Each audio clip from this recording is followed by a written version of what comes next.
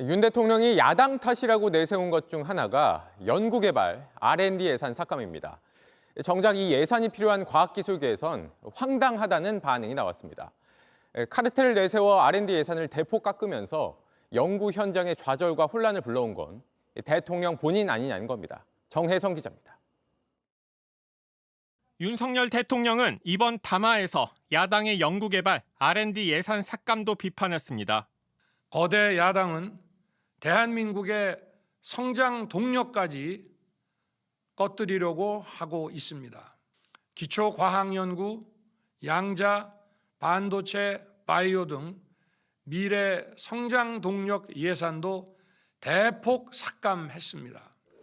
야당이 단독 처리한 내년 예산안 가운데 R&D 예산은 정부안보다 800억 원가량 줄었습니다. 지난 3일 비상계엄 사태 이후 여야 합의가 사실상 이루어지지 못한 영향입니다. 대통령 담화 내용이 사실과 다르다는 지적도 나옵니다. 민주당은 차세대 원전 예산이 거의 전액 삭감됐다는 대통령 주장에 대해 소형 모듈 원자로, SMR 등 관련 예산 삭감 사례가 없다며 사실이 아니라고 반박했습니다. 또 삭감됐다던 체코 원전 예산 역시 삭감된 적 없다고 정부 관계자는 밝혔습니다. 과학기술계에선 1년 전 이른바 R&D 예산 파동을 일으킨 장본인인 윤 대통령에 대한 비판이 나옵니다. 당시 윤 대통령은 R&D 예산이 실체가 불분명한 카르텔을 중심으로 운영되고 있다며 전면 수정을 지시했습니다. 아무런 효과도 나타나지 않은, 왜 썼는지 모르는 그런 예산, 완전히 제로 베이스에서 재점검해야 됩니다. 실제 당시 정부는 2024년도 R&D 예산을 13.9%, 3조 4천억 원 삭감하겠다고 발표했습니다. 이후 과학기술계를 중심으로 논란과 반발이 커지자 2025년도 예산은 원래 수준으로 다시 돌린 겁니다.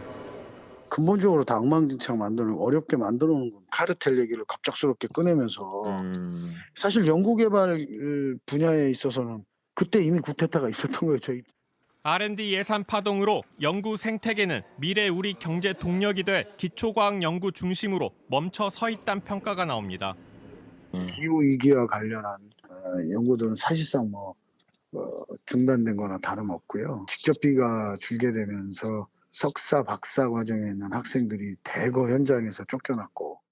당분간 국회 마비가 불가피한 상황에서 때 아닌 정치 리스크로 우리 과학기술계가 발목이 잡혔습니다. JTBC 정혜성입니다. JTBC 뉴스를 시청해 주신 여러분 고맙습니다. 저희는 저녁 6시 50분 뉴스룸에서 뵙겠습니다.